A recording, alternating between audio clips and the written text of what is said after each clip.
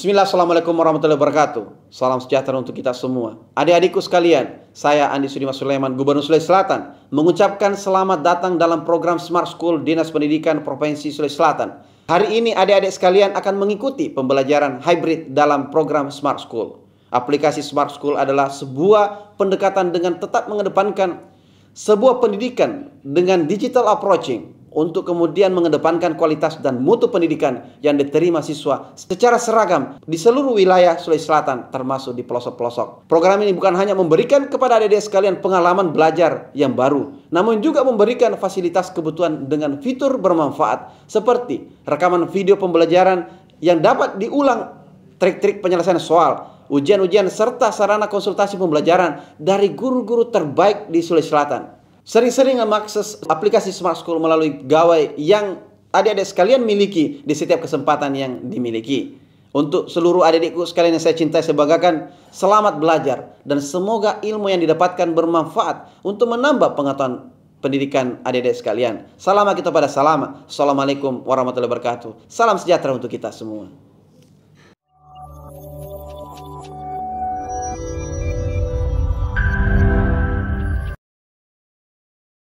Assalamualaikum warahmatullahi wabarakatuh. Salam sejahtera untuk semua dan salam Smart School.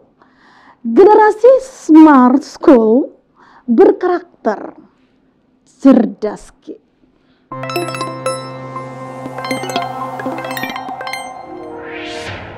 Apa kabar nandaku semua? Apa kabar Bapak dan Ibu guru hebat? Harap nandaku dan Bapak Ibu guru sekalian dalam keadaan sehat walafiat dan tetap semangat belajar hari ini. Baik, nanda hebatku, mengawali kegiatan kita pada hari ini, mari sama-sama memanjatkan doa kehadirat ilahi Robbi dengan harapan aktivitas yang kita lakukan selain menambah ilmu pengetahuan dan keterampilan, insya Allah akan bernilai ibadah di sisi Allah, Tuhan yang Maha Esa. Untuk itu, mari sama-sama berdoa berdasarkan agama dan keyakinan masing-masing. Berdoa dimulai.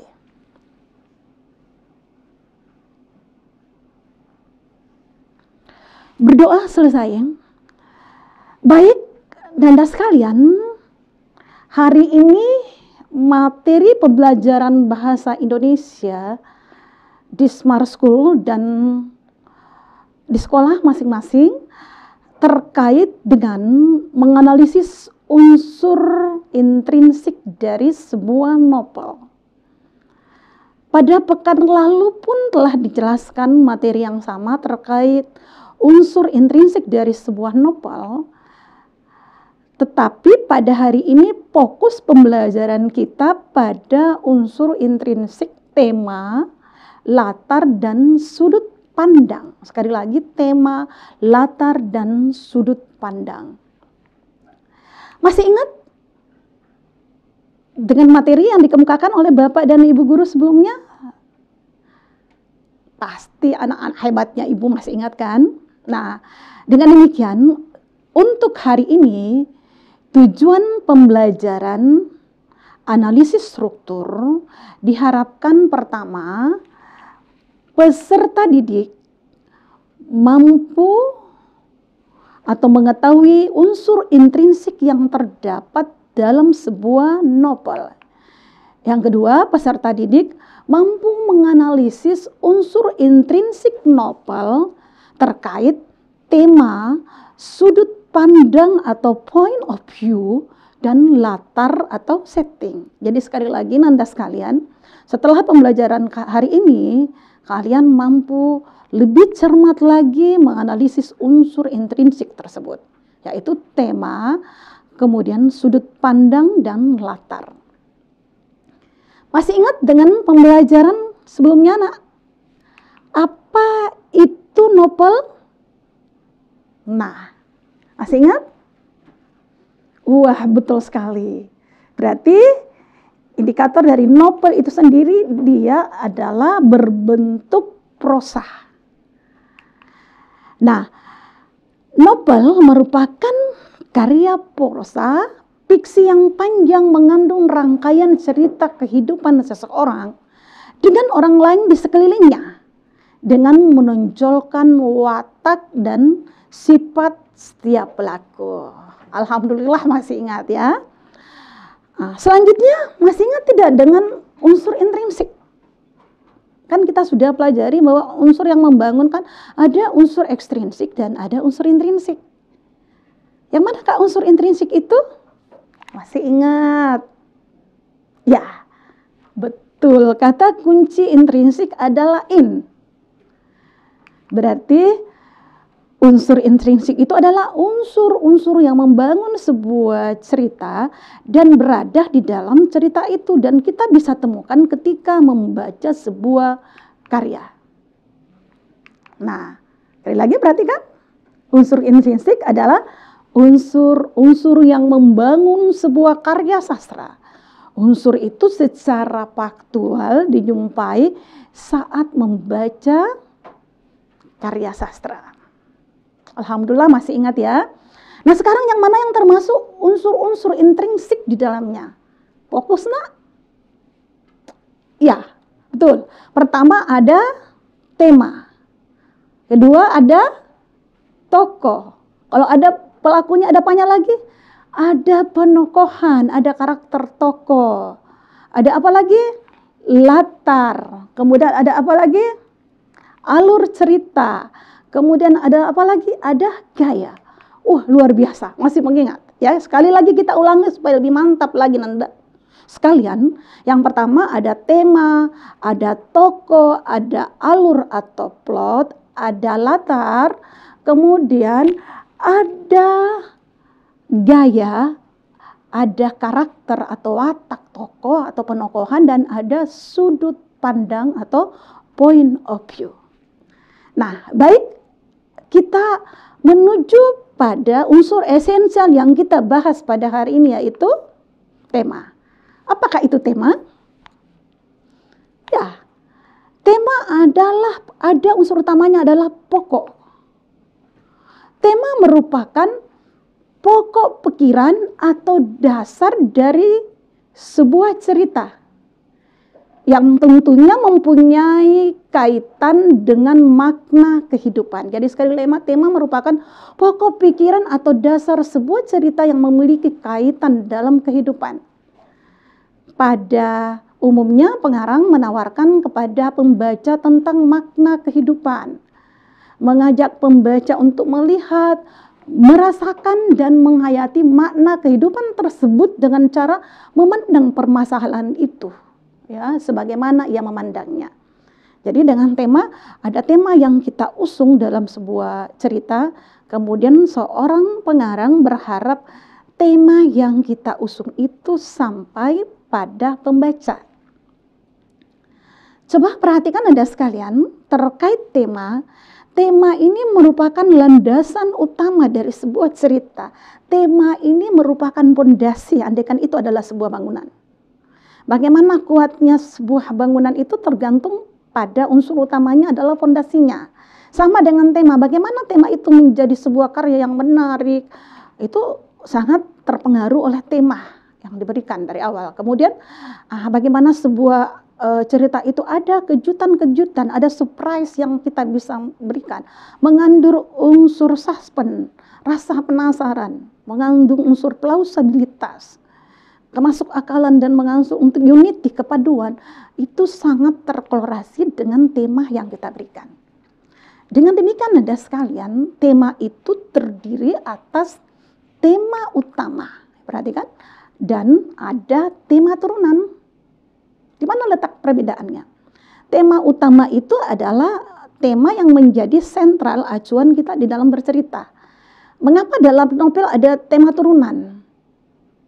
Coba diingat kembali pembahasan rekan ibu sebelumnya yang menyatakan bahwa ciri dari sebuah novel itu unsur ceritanya kompleks, ya, kompleks.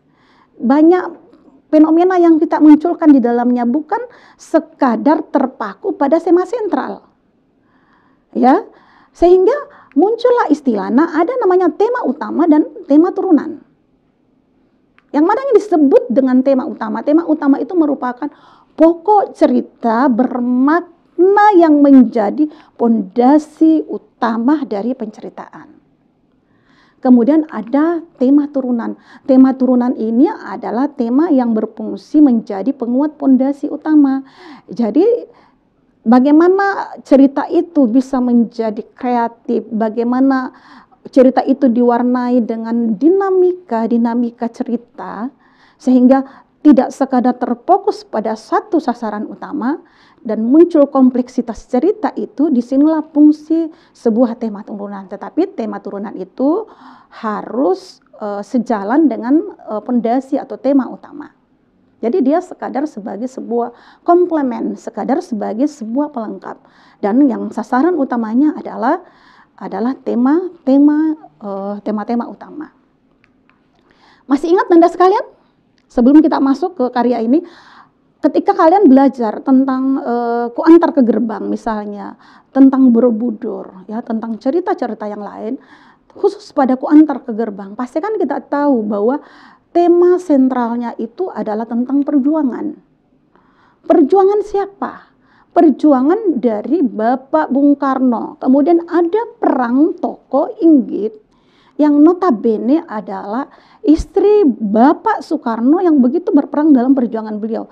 Jadi unsur temanya. Nah, bagaimana penceritaan itu bukan sekadar menonjolkan perjuangan, muncul imajinasi yang lain, muncul pelengkap-pelengkap untuk mewarnai sebuah cerita, sehingga kita bukan sekadar terfokus pada cerita sejarahnya saja, tetapi bagaimana unsur emosi-emosi dari para tokoh yang di dalamnya bisa membangkitkan semangat pembaca ketika membaca karya tersebut.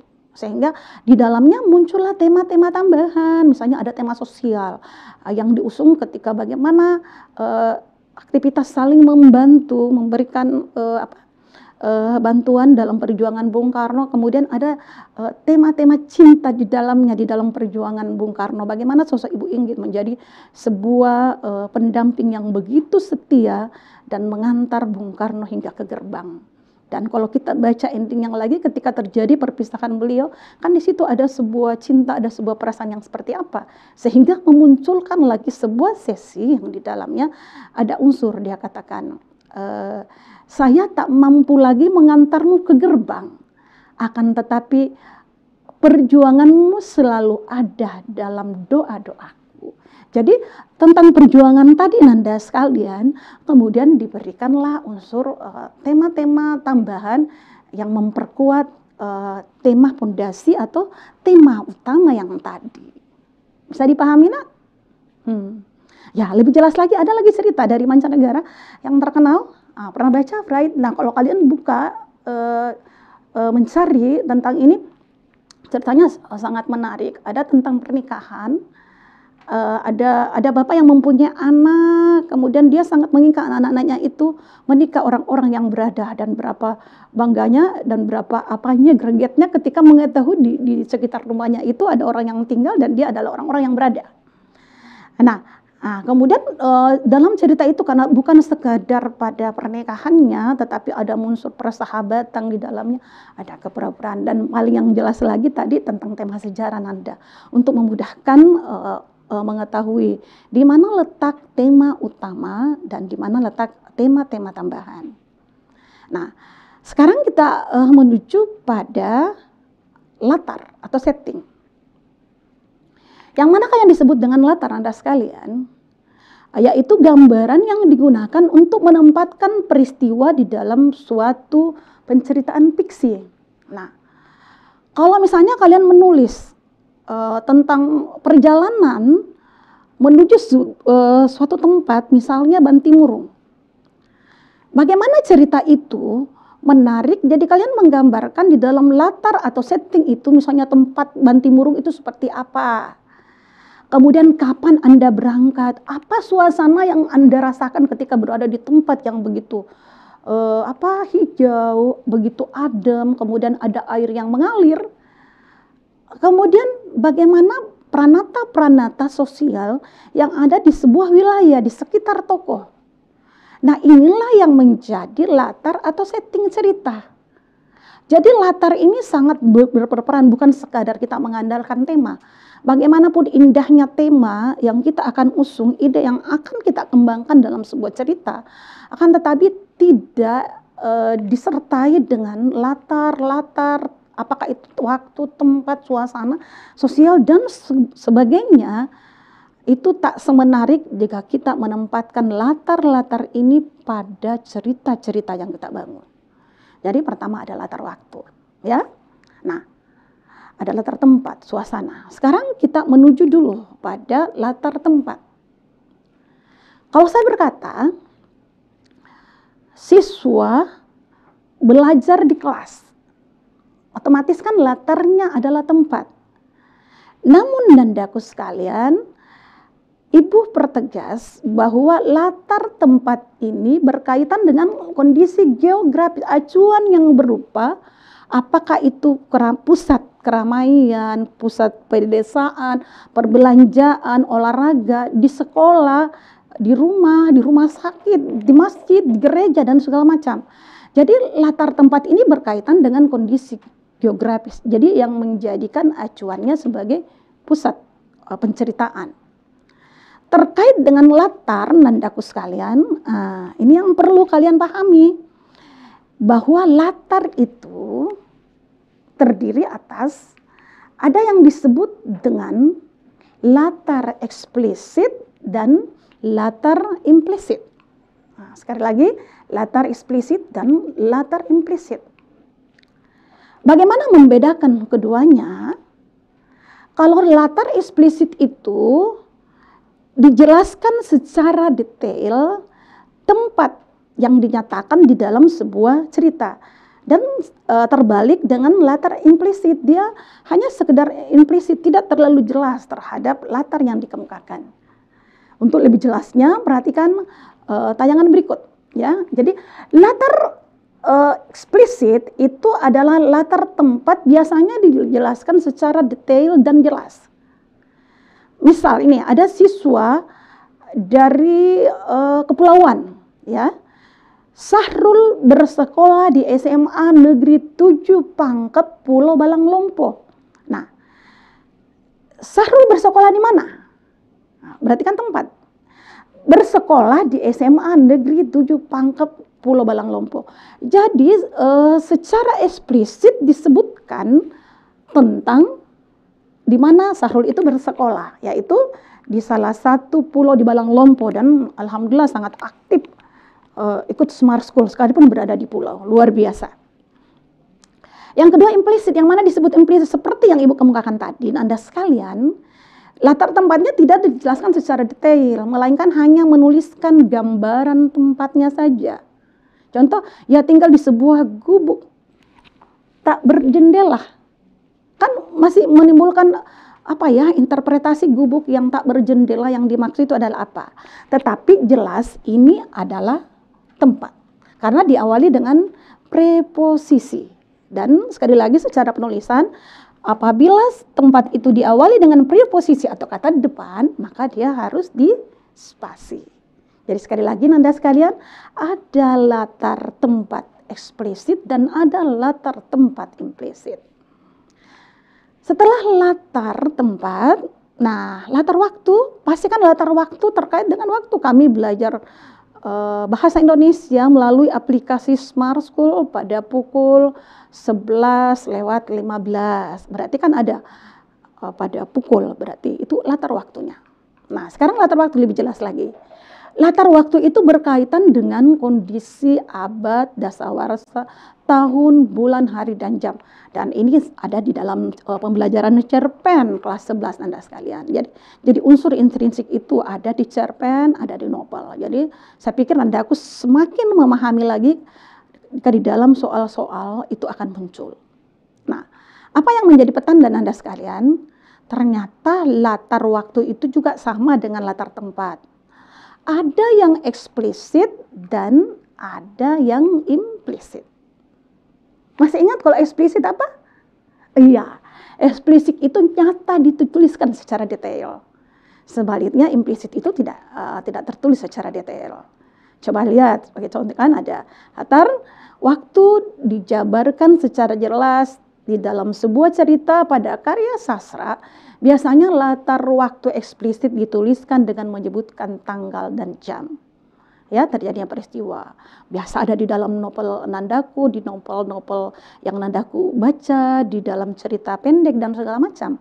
Kan ada pada tanggal ini, hari ini. Kemudian ada yang eksplisit tidak disebutkan secara detail, ya, tentang itu. Ketika ia jalan, seketika ia apa, itu. Sekarang kita lihat latar. Ada lagi latar suasana. Latar suasana itu sangat terkait dengan kondisi dari tokoh dan lingkungan yang ada di sekitarnya. Sehingga latar cerita ini menunjukkan bagaimana kondisi batin dari tokoh atau pelaku. Ya, bagaimana kondisi, apakah dia dalam keadaan apa, ya. Kemudian di latar suasana ini biasanya juga memuat bagaimana situasi dan kondisi lingkungan tokoh tersebut. Contoh, di dalam sebuah cerita dikatakan bahwa hatinya sunyi di dalam ramainya hiruk pikuk ibu kota. Ramai, tetapi hatinya sunyi. Berarti ada sebuah suasana batin kan pada tokoh itu dengan membandingkan latar atau suasana yang ada di sekitar tokoh itu. Hatiku bahagia ketika menerima kado ulang tahun dari sahabatku. Ada sebuah suasana, ada sebuah kondisi di mana bukan sekadar fokus pada kondisi batin tokoh, akan tetapi pelaku di dalam cerita dan di luar suasana ini bisa juga memuat bagaimana situasi dan kondisi lingkungan tokoh tersebut berada. Bagaimana nak, bisa dipahami? Ya, betul. Jadi latar suasana ya. Sekarang ada latar sosial. Kalau dikatakan latar sosial, itu ada di dalam buku paket kalian, itu sangat terkait dengan kondisi masyarakatnya, sangat terkait dengan budaya-budaya yang itu, bagaimana pola pikir masyarakat pada masa tertentu, kehidupan beragama dan segala macam. Sekali lagi, latar sosial ini berkaitan dengan kondisi tokoh atau masyarakat yang digambarkan dalam cerita. Acuan dapat berupa lapisan dalam masyarakat, budaya, masyarakat, seni, dan segala macam. Nah, ini juga sangat berpengaruh nada sekalian di dalam sebuah cerita. Bagaimana karakter tokoh dalam cerita itu juga sangat ditentukan pada latar komunitas, serata-serata budaya-budaya yang ada di sekitarnya. Ingat, ketika belajar pada pertemuan pekan lalu, kan sudah dijelaskan bahwa salah satu cara untuk mengetahui karakter tokoh itu menggunakan pola analitik dan dramatik. Nah, khusus pada pola dramatik ini ya sangat terpengaruh pada unsur-unsur sosial yang ada di sekitarnya. Karena kita bisa mengetahui karakter tokoh itu di komunitas mana dia berada, ya. Misalnya ada anak yang dia berada di suatu tempat, di musala, di gereja, melakukan ibadah secara khusyuk. Dari latar sosial latar tempat yang dikaitkan dengan hubungan sosial yang ada di situ, sehingga penokohan itu gampang kita ketahui, ya. Jadi sekali lagi nada sekalian, latar sosial dan latar yang Ibu kemukakan tadi sangat berpengaruh terhadap pola pengembangan cerita itu.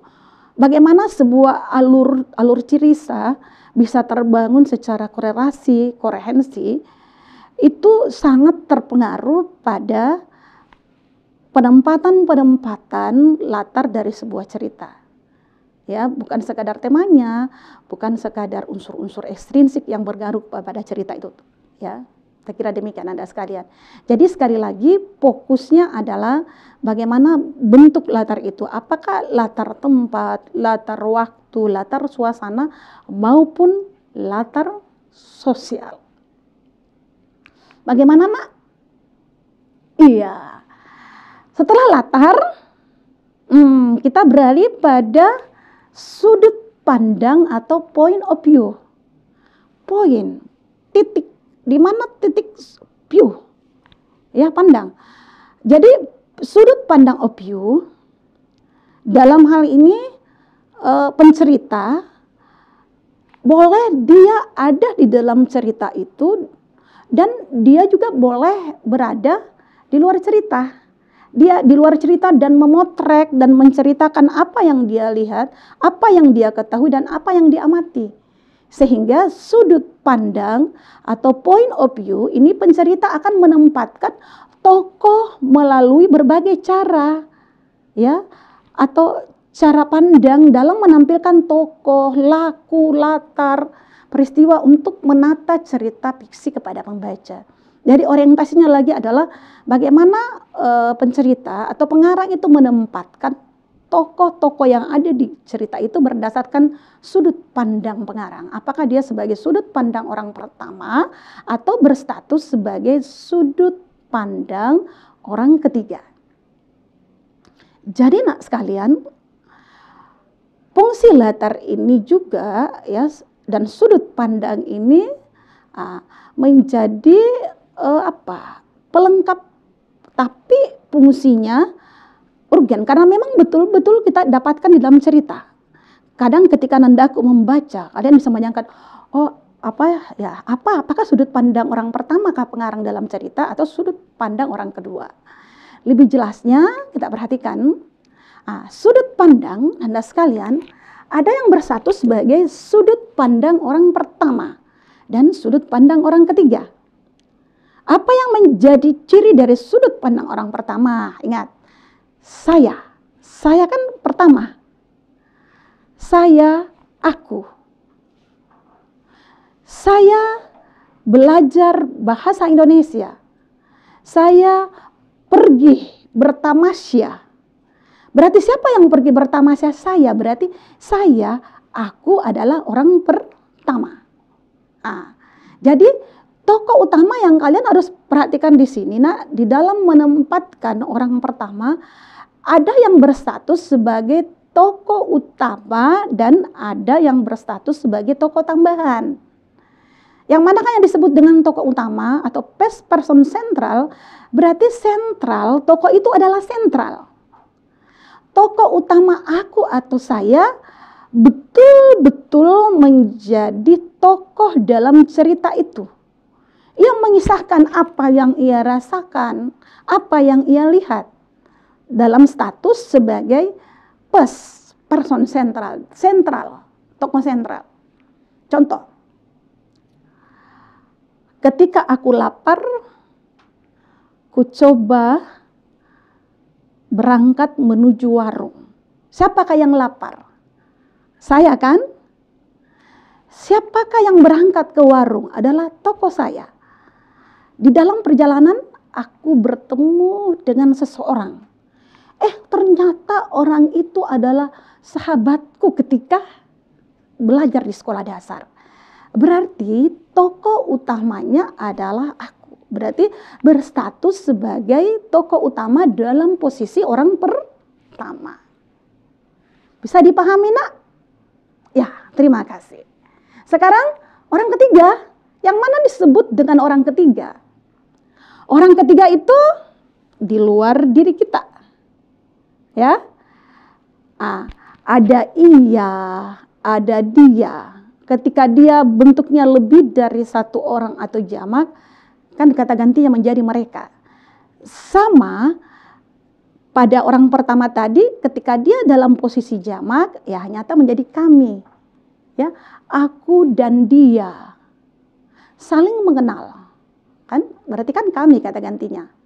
Aku mencoba mengelurkan tangan seraya mengucapkan salam perpisahan kepadanya.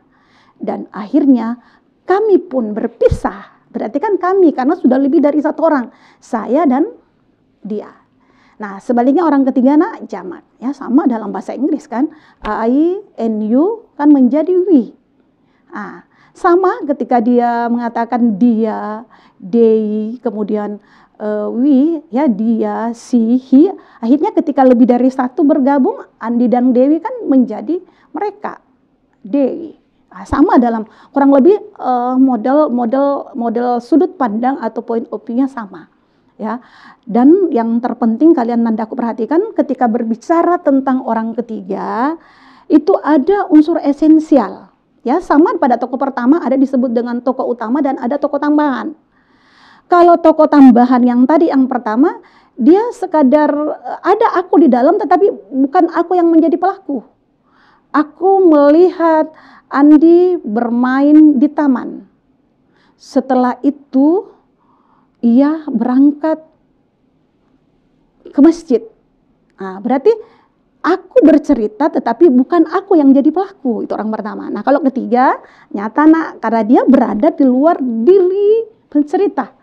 Ya, makanya ada dia, ia, nama orang atau kata ganti nama orang misalnya pejabat, kita katakan beliau, ya.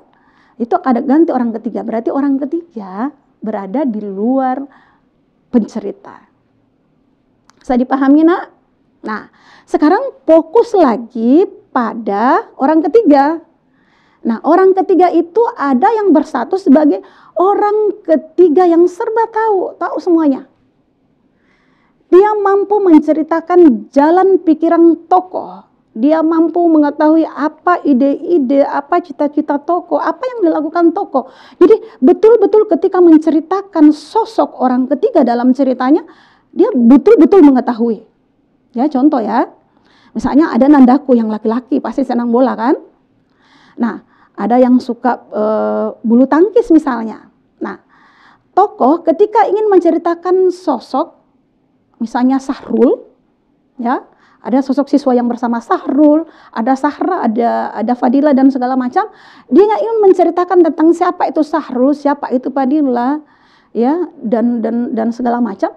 Dia betul-betul menceritakan secara detail dan dia pengarang betul-betul mempunyai pengetahuan yang luas tentang sosok yang dia ceritakan, sosok yang dia ingin gambarkan.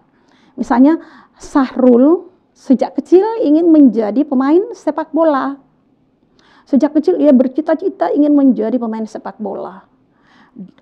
Olehnya itu dia senantiasa memasang poster-poster gambar pemain bola terkenal. Bukan hanya memasang, tetapi dia giat berlatih, di sela-sela waktu luangnya digunakan untuk berlatih. Karena menjadi pemain sepak bola terkenal adalah cita-citanya sejak dini. Berarti sampai cita-cita Sahrul diketahui, sampai apa yang dilakukan Sahrul untuk mempersiapkan menggapai cita-citanya itu diketahui oleh pengarang. Dan itu model penggambarannya serba tahu. Dan terkadang kadang pengarang itu sekadar sebagai pengamat, hanya menceritakan sebatas apa yang ia lihat, yang dia gambarkan, tidak mengetahui secara detail bagaimana tokoh-tokohnya itu, ya. Jadi dia berprediksi orang ini seperti ini karena penampilannya seperti ini dan segala macam. Beda yang tadi, yang Sahrul yang senang dengan bola, sampai mengetahui mengapa Sahrul senang dengan bola, apa yang dilakukan Sahrul di kamarnya, apa cita-cita Sahrul sejak dini dan segala macam. Jadi modelnya ada yang sekadar sebagai pengamat dan ada sekadar sebagai serba tahu di dalam menceritakan sebuah sosok tokoh yang diceritakan di dalam ceritanya. Jadi itu adalah sudut pandang. Apakah sudut pandang orang pertama dan sudut pandang orang ketiga. Bisa dipahami nak sekalian? Bisa dipahami? Sebelum latihan atau ada hal-hal yang kurang dimengerti, kita bisa diskusi nanda sekalian. Jadi sebelum latihan, Ibu jelaskan kembali bahwa sentral pembahasan kita hari ini terkait dengan tema latar dan sudut pandang. Agar lebih memahami pembahasan tadi, yuk kita berlatih. Nah, ini adalah implementasi dari materi yang kita sampaikan. Masih sederhana soal pertama nak sekalian. Titik fokus yang membaca soal, lihat latar tempat dalam novel tersebut terdapat pada kalimat nomor berapa. Jadi boleh menjawab secara live dengan menjelaskan, boleh bertanya secara live. Nah sekalian boleh menulis pada kolom chat dengan menyebutkan sekolahnya. Silahkan nah sekalian. Latar tempat pada novel tersebut terdapat pada kalimat. Jadi dibaca. Cermati kutipan berikut. Ia takut berjalan seorang diri menuju ke kamar. Tapi Bendoro lebih menakutkan lagi. Ia turuni jenjang ruang belakang berjalan menuju ke arah dapur. Kagetnya. Bujang itu telah menegurnya, menuntunnya dan membawanya ke kamar mandi. Lampu listrik kecil dinyalakan dan ia lihat lantai tergambar warna-warni begitu indahnya seperti karangan kesayangannya di rumah. Mau ia rasanya punya sebongkah dari lantai ini, menyimpannya di rumah dan melihatnya dan mengusap-usapnya di sore hari. Betapa indahnya. Sekarang pertanyaannya, latar tempat pada novel tersebut. Yuk, Bapak yang bisa menjawab. Kita lihat ya jawabannya apa. Wah, luar biasa kan B yang ditebalkan. Berarti nandaku sudah memahami. Ingat kata kunci soal seperti ini, coba lihat. Ya, nomor 2 itu tidak menggambarkan latar tempat. Kemudian hampir di semua teksnya ada latar tempat. Jadi untuk teknik seperti ini, kita harus memilih jawaban yang paling tepat. Jadi semua unsur-unsur nomor 2 itu tidak masuk ke dalamnya, dan yang paling tepat adalah ia takut. Ya, ia takut. Nah, ia mandi ke kamar mandi, kan jelas Anda sekalian. Kemudian, ini di nomor 2, kalian perhatikan di nomor 2 tidak ada tempat. Jadi semua pasangan kalimat yang ada nomor 2 abaikan. Dan betul yang Anda katakan, bahwa jawaban yang paling tepat adalah 1 dan 3. Karena di dalamnya tidak ada unsur nomor 2. Lanjut ya, fokus lagi. Kita lihat nomor 2. Coba lihat tema novel tersebut. Perhatikan Anda sekalian temanya. Ingat tema ada tema utama, ada tema tambahan ya. Tema itu adalah pondasi cerita. Kalau ada yang pernah baca Sunset bersama Rosie, karya terlai ini kayak apa ya? Kayak mengacak-acak perasaan kita. Ibu coba baca ya. Aku harus menyibukkan diri, membunuh dengan tega setiap kali kerinduan itu muncul. Ya Tuhan, berat sekali melakukannya. Sungguh berat. Karena itu berarti aku harus menikam hatiku setiap detik. Sekarang pertanyaannya, tema cerita itu apakah tema cinta dan kebahagiaan? Apakah cinta dan dendam? Cinta dan pengorbanan? Cinta di ujung senja? Atau cinta di puncak rasa? Lihat kata kuncinya. Ada kerinduan. Kalau rindu itu apa? Jadi jawabannya adalah, kita analisis bersama ya. Cinta itu ada, kita bisa lihat cinta pada kata apa? Rindu.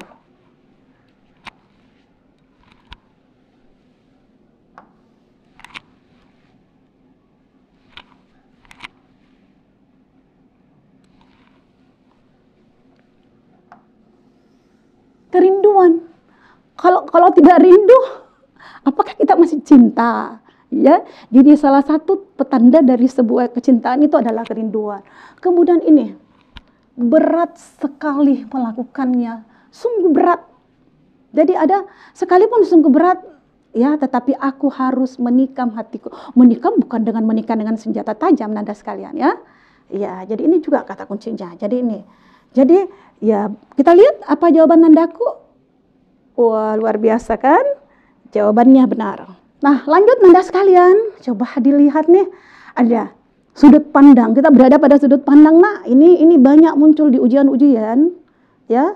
Masuk perguruan tinggi juga biasa ketika masih berdasarkan ujian-ujian itu banyak memunculkan soal-soal yang seperti ini. Sudut pandang yang digunakan pengarang pada novel di atas adalah ya. Sambil menjawab soal-soal, kalau ada yang bertanya silahkan ya, ada yang mau menjawab langsung silahkan. Coba lihat, orang memanggil aku Mingke, namaku sendiri, sementara ini tak perlu kusebutkan, bukan karena gila misteri telah aku timbang, belum perlu benar tampilkan diri di hadapan mata orang lain. Pada mulanya, catatan pendek ini aku tulis. Coba lihat, yang banyak muncul adalah tokoh apa anak sekalian? Apakah orang pertama atau orang ketiga? Itu dulu fokusnya. Aku memanggil. Nah, kalau ada yang menjawab silahkan. Aku memanggil, ya, orang memanggil aku Mingke, namaku sendiri. Sementara ini tak perlu kusebutkan, bukan karena gila misteri, telah aku timbang, belum perlu benar-benar tampilkan diri di hadapan mata orang lain. Pada mulanya catatan pendek ini aku tulis dalam masa berkabung saat dia telah tinggalkan aku, entah untuk sementara entah tidak. Coba Nanda sekalian, apa titik fokusnya? Ada kata aku. Apakah sekarang kalian tinggal mencari apakah aku adalah orang pertama utama atau orang pertama pelaku sampingan? Titik fokusnya lihat dulu ya. Orang memanggil aku Mingke, namaku kan. Berarti otomatis adalah orang pertama. Kemudian dia yang menceritakan apa yang ia lakukan, telah apa yang dia timbang dan segala macam, apa yang dia tulis. Kita lihat. Apa jawabannya?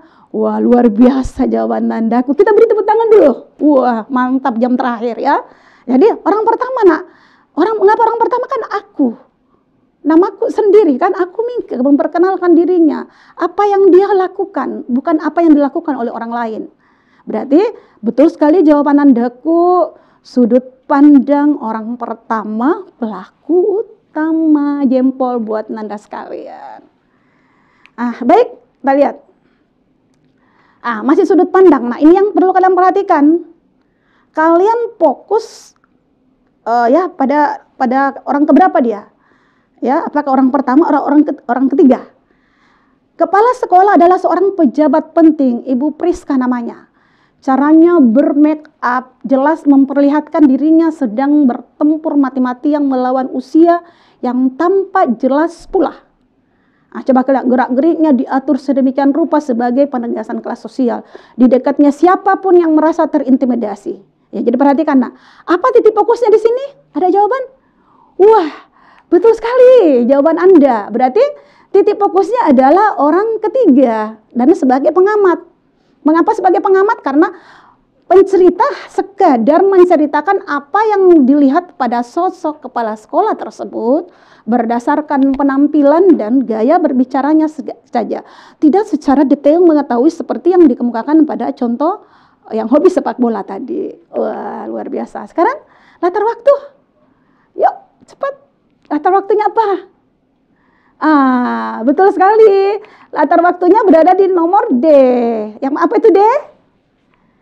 1 dan 5, jelas sekali nak ya. Malam ini, kemudian nomor 5. Tumbuh sudah dingin tamu dari kembangan ini diratakan dalam sebuah tempat besar yang ditaburi. 1 dan 5. Besok. Ya, jadi kata kuncinya ada besok dan ada ini. Ya, luar biasa ya. Nah, soal terakhir. Ayo semangat soal terakhir. Latar sosial dalam novel tersebut. Ingat latar sosial tadi. Coba lihat. Seandainya ada seorang duku paruk yang pernah bersekolah. Nah, katakan. Seandainya ada yang pernah bersekolah. Dia dapat mengira saat ini sudah hampir pukul berapa malam kan? Dari kata ini saja kalian bisa identifikasi. Berarti latarnya adalah masyarakat yang terkebelakang. Di mana kita bisa lihat? Seandainya ada seorang duku paruk yang bersekolah, kan tidak bersekolah. Jadi ada unsur kayak kebodohan, ada latar-latar yang kalau kita baca secara detail duku paruk dalam buku kalian itu ada kemiskinan dan segala macam. Wah, luar biasa Nandaku pada hari ini, dan sepertinya kita masih ingin berlama-lama lagi belajar bersama, tetapi untuk efisiensi dan pertemuan kita dibatasi oleh waktu Nanda sekalian, maka kita cukupkan pertemuan kita pada hari ini. Dan Ibu sangat mengapresiasi antusias Nandaku sekalian belajar menjawab soal-soal dan bisa mengetahui mana jawaban-jawaban yang benar. Dan saya yakin ini adalah berkat keberhasilan Bapak dan Ibu guru mengajarkan anak-anak kita di sekolah. Dan untuk itu saya mengucapkan terima kasih yang luar biasa atas kolaborasi Bapak dan Ibu menjadi pendidik-pendidik hebat untuk anak-anak kita ya. Dan ini sangat terbukti bagaimana ketelitian anak-anak kita menjawab soal-soal, dan itu adalah berkat pondasi yang telah ditanamkan oleh Bapak dan Ibu guru di sekolah. Dan selanjutnya Ibu ingin mengucapkan terima kasih yang sebesar-besarnya kepada Nandaku, para siswa Smar Dinas Pendidikan Provinsi Sulawesi Selatan, dan harapan Ibu terus belajar, jangan pernah berpuas diri terhadap perolehan yang kita telah capai, karena di atas langit masih ada langit. Sekian pertemuan kita hari ini, dan sebagai kesimpulannya adalah unsur pembelajaran kita hari ini terkait dengan tema, kemudian sudut pandang atau point of view, dan terakhir ada latar. Demikian, dan mari sama-sama menutup kegiatan ini dengan mengucapkan Alhamdulillahirabbil alamin, akhirul kalam, wabillahi taufiq wal hidayah. Assalamualaikum warahmatullahi wabarakatuh. Setulus hati, sepenuh jiwa, sekuat tenaga mencerdaskan Sulawesi Selatan. Generasi Smart School berkarakter cerdas.